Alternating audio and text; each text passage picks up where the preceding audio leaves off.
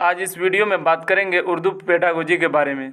जैसा कि आप सबको पता है कि सीटेट में 15 नंबर पेडागोजी से रहता है और 15 नंबर जो है कि आपको नसर और नज़म से रहता है। तो इस वीडियो में बात करेंगे पेडागोजी के बारे में। लैंग्वेज 1 हो या लैंग्वेज 2, दोनों में 15-15 नंबर का जो है कि पेडागोजी पूछा जाता है। और पेडागोजी को हम लोग को उर्दू में बोलते हैं फ़न तालीम, उर्दू फ़न तालीम। तो इसमें कुछ सवाल ऐसे हैं जो कि पिछले कई बार पूछे जा चुके हैं। इसमें जो है कि पहला सवाल है, सवाल नंबर 1, प्राइमरी सतह पर बच्चों की तालीम होनी चाहिए। प्राइमरी सतह पर या इब्तदाई सतह पर, दोनों एक बात है। तो बच्चों की तालीम होनी चाहिए। 1 नंबर में आपसे बोला जा रहा है दूसरी ज़बान में, 2 नंबर में मादरी ज़बान में, और 3 नंबर बोलते हैं बैरूनी ज़बान, और 4 नंबर में है इनमें सभी ज़बानों में। तो दूसरी ज़बान हो गया, जो मादरी ज़बान के अलावा जो बच्चे बोलते हैं वो दूसरी ज़बान है। मादरी ज़बान जो बच्चा जो कि फैमिली में बोलता है, घर परिवार में बोलता है, वो मादरी ज़बान है। और बैरूनी ज़बान जो अदर ममालिक की ज़बानें हैं उनको बैरूनी ज़बान बोलते हैं। तो इसका ऑप्शन हो जाएगा कि इब्तदाई सतह पर, क्वेश्चन में सवाल में पूछ रहा है प्राइमरी सतह पर बच्चों की तालीम होनी चाहिए। तो प्राइमरी सतह पर बच्चों की तालीम जो है मादरी ज़बान में होनी चाहिए। ये इसका ऑप्शन नंबर, इसका जो आपको 2 सही होगा। अगला आ जाता है सवाल नंबर 2, इब्तदाई सतह पर तालीम का तरीका होना चाहिए। ये इस तरह के क्वेश्चन जो आपको सीटेट में देखने के लिए मिलते हैं कि इब्तदाई सतह पर या प्राइमरी सतह पर जो है तालीम का तरीका होना चाहिए। अब बच्चे को पढ़ाने का तरीका होना चाहिए। बच्चा जो तालीम हासिल करेंगे तो उसका तरीका प्राइमरी सतह पर क्या होना चाहिए। 1 नंबर में आ जाता है तिफ़्ल मरकूज़, तिफ़्ल मरकूज़ बोलते हैं चाइल्ड सेंटर्ड। और 2 नंबर पे आ जाता है उस्ताद मरकूज़, यानी उस्ताद, जिसको जो उस्ताद मरकूज़ को हम लोग टीचर सेंटर्ड बोलते हैं। अगला आ जाता है स्कूल मरकूज़, और चौथे नंबर पर आ जाता है समाज मरकूज़। तो आपको मालूम होना चाहिए NAP और NCF सभी सिफारिश करता है कि बच्चों की तालीम जो है तिफ़्ल मरकूज़ होनी चाहिए। इसका ऑप्शन नंबर 1 सही हो जाएगा। सवाल नंबर 2 का ऑप्शन नंबर 1 सही होगा कि इब्तदाई सतह पर बच्चों की तालीम तिफ़्ल मरकूज़ होनी चाहिए। अगला आपका सवाल नंबर 3, पढ़ना एक तरह का है। पढ़ाना जो है ये एक तरह का है। तो पढ़ाना एक तरह का क्या है। ऑप्शन नंबर 1 में है आपका तिजारत है, 2 नंबर में है पेशा है, 3 नंबर में पूछ रहा है, 3 नंबर में आपका दिया हुआ है मज़हब है, और चौथे नंबर पे दिया है फ़न है। तो पढ़ाना एक तरह का जो है फ़न माना जाता है। इसका ऑप्शन नंबर 4 सही है। पढ़ाना एक तरह का फ़न है। चलिए अगला है सवाल नंबर 4, बासलाहियत मुअल्लिम पढ़ाते वक्त ध्यान रखते हैं। बासलाहियत मुअल्लिम जो हैं, जो टीचर होते हैं, सलाहियतमंद टीचर जो होते हैं, वो पढ़ाते वक्त किन चीज़ों का ध्यान रखते हैं। ऑप्शन नंबर 1 में है ड्रामाई और रोमांस को ध्यान में रखते हैं। 2 में है ज़बानी और इक़्तिबास के लिखाने को, 3 नंबर में पूछ रहा है, ये 3 नंबर में है ज़बानी पढ़ने को, सिर्फ ज़बानी पढ़ने को। चौथे नंबर में बोला है मिर्ज़ा ज़बानी, ड्रामाई, नुमाइश और एक्सप्लेन को। एक बासलाहियत मुअल्लिम जो होते हैं वो कैसे पढ़ाते हैं, या पढ़ाते वक्त किन चीज़ों को ध्यान में रखते हैं। तो इसका ऑप्शन नंबर आपको 4 सही हो जाएगा कि बासलाहियत मुअल्लिम जो है पढ़ाते वक्त मिर्ज़बानी, ड्रामाई, नुमाइश और एक्सप्लेन के ज़रिए बच्चों को अच्छे तरीके से पढ़ाते हैं। इन चीज़ों को ध्यान में रखकर बच्चों को तालीम देते हैं। चलिए अगला है सवाल नंबर 5, पढ़ाते वक्त उस्ताद ड्रामा या नज़म को। सवाल में पूछा जा रहा है कि पढ़ाते वक्त टीचर या उस्ताद ड्रामा या नज़म को नंबर 1 में बोल रहा है कि जिस्म की हरकत के साथ पढ़ाना चाहिए, और 2 नंबर में है जिस्म बगैर हरकत के पढ़ाना चाहिए, 3 नंबर में है बगैर बोले पढ़ाना चाहिए, और 4 नंबर में है हर बात पर हरकत करनी चाहिए। हरकत का मीनिंग है अब जब उस्ताद पढ़ा रहे होते हैं तो हर बात पर जो अपने जिस्म की हरकत करें, कुछ बता रहे हैं तो उस पर इशारा करें। तो एक नंबर में है कि जिस्म की हरकत के साथ पढ़ना चाहिए, ड्रामा या नज़म को। और बगैर हरकत के यानी बगैर इशारा किए हुए, बगैर समझाए हुए पढ़ाना चाहिए।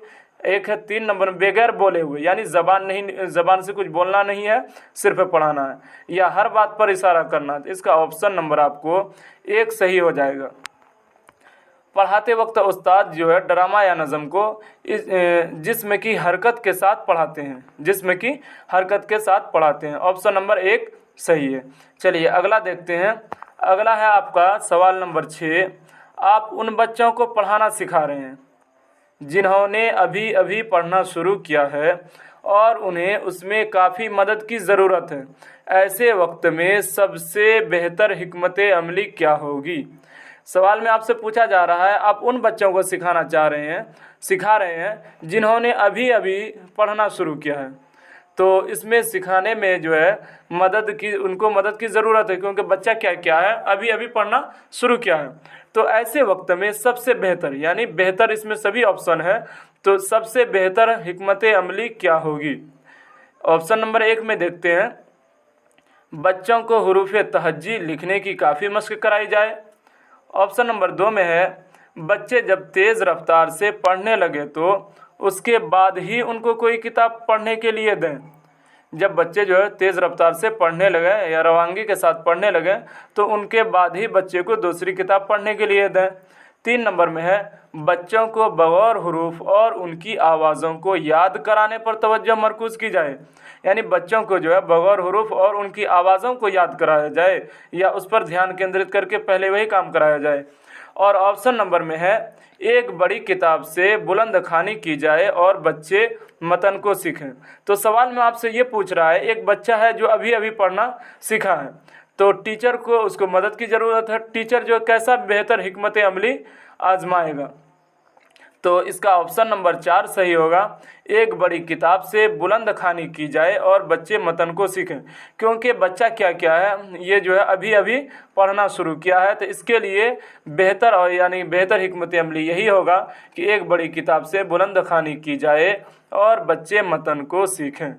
चलिए ऑप्शन नंबर आपका सवाल नंबर 7 में देखते हैं कि सवाल नंबर 7, ज़बान दानी की मंदरजा झैल सलाहियतें किस तरतीब में होनी चाहिए? ये जो है कई बार पूछा जा चुका है कि ज़बान दानी की सलाहियतें जो है किस तरतीब में होनी चाहिए। तो आप लोग जब प्रीवियस क्वेश्चन बनाते होंगे तो ऐसा सवाल देखने के लिए मिलता है। 1 नंबर में है बोलना, सुनना, पढ़ना, लिखना। 2 में है सुनना, बोलना, लिखना, पढ़ना। 3 में है सुनना, बोलना, पढ़ना, लिखना। और 4 में है सुनना, पढ़ना, बोलना, लिखना। आप लोग को ये मालूम होगा ज़बान की सलाहियतें जो है इस तरतीब में होती है, जिनको हम लोग बोलते हैं LSRW, जिसमें L से आ जाता है लिसनिंग, उसके बाद S से आ जाता है स्पीकिंग, उसके बाद R से आ जाता है रीडिंग यानी पढ़ना, उसके बाद जो है लास्ट में W आता है जिसको हम लोग बोलते हैं राइटिंग, लिखना। तो इसका ऑप्शन नंबर 3 सही होगा, सुनना, बोलना, पढ़ना, लिखना। ज़बान की सलाहियत की तरतीब यही है, पहले जो कि सुना जाए फिर बोला जाए। बच्चे पहले सुनेंगे, फिर बोलेंगे, फिर पढ़ेंगे और सबसे लास्ट में बाद में क्या करेंगे, लिखेंगे। चलिए अगला है आपका सवाल नंबर 7, किसी की नकल न करके बच्चे क्या करें? बच्चे जो कुछ बना रहे हैं, कुछ लिख रहे हैं, कुछ पढ़ रहे हैं, तो किसी की नकल न करके अपने असलूब में लिखना कहलाता है, यानी अपने असलूब में यानी अपने याददाश्त से लिखना कहलाता है। ऑप्शन नंबर 1 में है अफसानवी, 2 में है मुकालमा, 3 में है तख्लीकी और 4 में है नकल। तो आपका ऑप्शन नंबर 3 सही हो जाएगा, क्योंकि बच्चे जो है किसी का न नकल करते हुए अपनी तख्लीकी सलाहियत से, अपनी याददाश्त से, यानी बच्चा जो जान रहा है उसको लिख रहा है, तो वैसा लिखना क्या कहलाएगा, तख्लीकी सलाहियत कहलाएगा। चलिए अगला है आपका सवाल नंबर 9, इब्तदाई सतह पर तलबा में लिखने की महारत को फ़रोग़ देने के लिए उस्ताद को चाहिए कि तलबा को ऐसे मौज़ूआत पर लिखने की हौसला अफजाई करे जो ताल्लुक़ रखते हैं। इस तरह के क्वेश्चन जो सीटेट में जो पूछे जाते हैं कि इब्तदाई सतह पर, इब्तदाई सतह जो आपका जो है कि शुरुआती दौर जो है जिसको प्राइमरी बोलते हैं, तो उस सतह पर जो है तलबा में लिखने की महारत को, यहाँ आपको पढ़ने से नहीं पूछ रहा है लिखने की महारत को फ़रोग बोलते हैं। बढ़ावा देने के लिए, फ़रोग देने के लिए या बढ़ावा देने के लिए उस्ताद को चाहिए कि तलबा को ऐसे मौजू पर लिखने की हौसला अफजाई करे जो ताल्लुक़ रखते हों। ऑप्शन नंबर 1 में है कौमी मसाइल, यानी जो कौम का मसला हो। दूसरा है समाजी मसाइल, जो समाज का मसला हो। तीसरा है ख़ुद की ज़िंदगी से, और चौथा आपका आ जाता है मजहबी अकायद से। तो इसमें जो है बच्चा को जो है प्राइमरी सतह पर जो तलबा में लिखने की महारत को फ़रोग देने के लिए उस्ताद को चाहिए कि तलबा जो है इनमें से ख़ुद की ज़िंदगी से मुतालिक मौज़ूआत पर लिखने के लिए कहें। इसके लिए जो आपको ऑप्शन नंबर 3 सही हो जाएगा। चलिए अगला है आपका सवाल नंबर 10। पढ़ाते वक्त मुअल्लिम की बोली की रफ़्तार होनी चाहिए। एक मुअल्लिम जो पढ़ा रहे होते हैं उनके बोली की रफ़्तार क्या होनी चाहिए क्लासरूम में? तो ऑप्शन नंबर 1 में है बच्चों की बोली की रफ़्तार के मुताबिक होना चाहिए। ऑप्शन नंबर 2 में है बच्चों की बोली की रफ़्तार के मुताबिक नहीं होना चाहिए, इसका जस्ट उल्टा कर दिया है। और 3 में है बच्चों की बोली की रफ़्तार से कम होना चाहिए। चौथे में आपका आ जाता है बच्चों की बोली की रफ़्तार से ज़्यादा होनी चाहिए। तो इसका ऑप्शन नंबर 1 सही हो जाएगा कि बच्चों की बोली की रफ़्तार के मुताबिक होना चाहिए। अब अगर एक टीचर क्लासरूम में पढ़ा रहे हैं तो उनकी आवाज़ ऐसी होनी चाहिए कि बच्चे जो सुन सकें और जवाब दे सकें, और उनकी आवाज़ बच्चों की रफ़्तार के मुताबिक होनी चाहिए। ऐसा ना हो कि उनकी जो है आवाज़ इतनी कम हो कि बच्चे नहीं सुन पाए, या इतनी ज़्यादा हो कि उससे जो है कि बाहर वाले को पता चले कि यहाँ जो है कि आवाज़ बाहर वालों को भी पता चल जाए कि शोरगुल हो रहा। तो एक अच्छे मुअल्लिम पढ़ाते वक्त बोली की रफ़्तार हमेशा जो है बच्चों की बोली की रफ़्तार के मुताबिक रखते हैं। इसका ऑप्शन नंबर 1 सही होगा। चलिए 11 नंबर पर चलते हैं। सवाल नंबर 11, ज़बान की आमोजिश में सबसे अहम क्या है? ज़बान की आमोजिश में, आमोजिश बोलते हैं सीखने को, सीखने में सबसे अहम क्या है? ज़बान को सीखने में सबसे अहम क्या है? नंबर 1 है निसाबी किताब, जिसको जो निसाबी किताब है, और दूसरा है मुआविन दरसी किताब, और तीसरा है अदब अतफ़ाल, और चौथा है सरगर्मी शीट। तो सवाल नंबर 11 का ऑप्शन नंबर 3 सही हो जाएगा, अदब अतफ़ाल। कि ज़बान के आमोजिश में सबसे अहम, इसमें जो है सभी अहम है, इन सभी में सबसे अहम जो है ऑप्शन नंबर 3 अदब अतफ़ाल जो है कि सबसे अहम है। चलिए ऑप्शन नंबर इसका 3 सही होगा। चलिए अगला है आपका सवाल नंबर 12 में। आप इसमें से जो है 15 नंबर पेडागोजी का जो इसी तरह का आपको सवाल आएंगे सीटेट में, तो ऐसे प्रैक्टिस कर लें जो कि आपको आगे काम आएगा। सवाल नंबर 12 में पढ़ाई बगैर इंटरेक्शन के, यानी आप जो क्लासरूम में जो टीचर जो क्लासरूम में पढ़ाता है तो इंटरेक्शन के साथ पढ़ाता है, बगैर इंटरेक्शन के पढ़ाई कैसा होगा? तो ऑप्शन नंबर 1 में आपसे पूछा जा रहा है कि अच्छा है, और 2 में पूछा जा रहा है फ़ायदामंद है। टीचर जो पढ़ाएगा तो बगैर इंटरेक्शन के जो पढ़ा रहा है तो वो फ़ायदामंद है। 3 में पूछ रहा है बेकार है, और 4 में पूछ रहा है सेहतमंद है। तो बगैर इंटरेक्शन के पढ़ाई जो है बेकार है। ऑप्शन नंबर 3 इसका जो है राइट हो जाएगा कि बगैर इंटरेक्शन के पढ़ाई बेकार है। ऑप्शन आगे चलते हैं सवाल नंबर 13 में कि मुअल्लिम को पढ़ाने के दौरान कैसे हुरूफ लिखने चाहिए।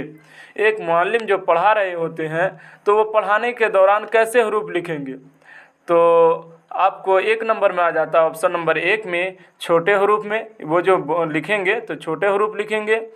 तो 2 में है बड़े हुरूफ लिखेंगे, और 3 में है आपका ऑप्शन नंबर 3 में कि टेढ़े हुरूफ में वो जो लिखेंगे, टीचर जो लिखेंगे, मुअल्लिम जो लिखेंगे तो वो टेढ़े हुरूफ में लिखेंगे। और 4 नंबर में आ जाता है सुडौल और बड़े हुरूफ में लिखेंगे। तो इसका जो है एक मुअल्लिम पढ़ाने के दौरान हमेशा जो है अच्छी लिखावट और बड़े लिखते हैं। ये जो है इसका ऑप्शन नंबर 4 सही हो जाएगा कि सुडौल और बड़े हुरूफ में टीचर या मुअल्लिम जो है पढ़ाने के दौरान लिखेंगे। ऑप्शन नंबर 4 सही होगा।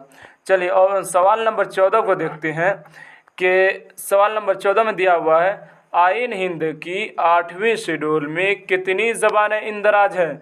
ये दिसंबर 2019 में पूछा जा चुका है। तो सवाल नंबर ये आइन हिंद की 8वीं शेड्यूल में कितनी ज़बानें दर्ज हैं? इंदराज बोलते हैं दर्ज को। तो ऑप्शन नंबर 1 में दिया हुआ है 22 ज़बानें, ऑप्शन नंबर 2 में है 18 ज़बानें, और ऑप्शन नंबर 3 में है 26 ज़बानें, और ऑप्शन नंबर 4 में दिया हुआ है 21 ज़बानें। तो इसका ऑप्शन नंबर जो है 1 सही हो जाएगा, क्योंकि आइन हिंद के 8वीं शेड्यूल में 22 ज़बानें दर्ज हैं। ऑप्शन नंबर 1 इसका सही आंसर होगा, इसका सही जवाब होगा। चलिए अगला है और लास्ट है कि सवाल नंबर 15, आमोज़गार किस तरह ज़बान का इक्तसाब करता है? आमोज़गार बोलते हैं सीखने वाले को, इक्तसाब का मीनिंग होता है हासिल करना। तो सीखने वाला किस तरह की ज़बान का इक्तसाब करता है? ऑप्शन नंबर 1 में है फितरी, ये थोड़ा सा मिस्टेक हो गया, यहाँ पर तामुली माहौल में ज़बान को बरकत देकर, तो यहाँ ताली की जगह तामुली होगा। ऑप्शन नंबर 2 में है ज़बान की साख्त का तज्ज़िया करके, और ऑप्शन नंबर 3 में है ज़बान के अदब का मुताला करके, ज़बान के अदब का मुताला करके। ऑप्शन नंबर 4 में है ज़बान के बोलने वालों की सकाफ़त का, ज़बान जो बोलते हैं उनके कल्चर का मुताला करके। तो सवाल नंबर 15 का जो कि ऑप्शन नंबर 1 सही हो जाएगा कि फितरी तामुली माहौल में ज़बान को बरकत देकर या बढ़ावा देकर या फ़रोग़ देकर जो है आमोज़गार जो है कि इक्तसाब करता है। तो 15 में से आप लोग जो कमेंट में बताइए कि कितना आप लोगों का सही हुआ। अगर 15 में से 15 आ रहा है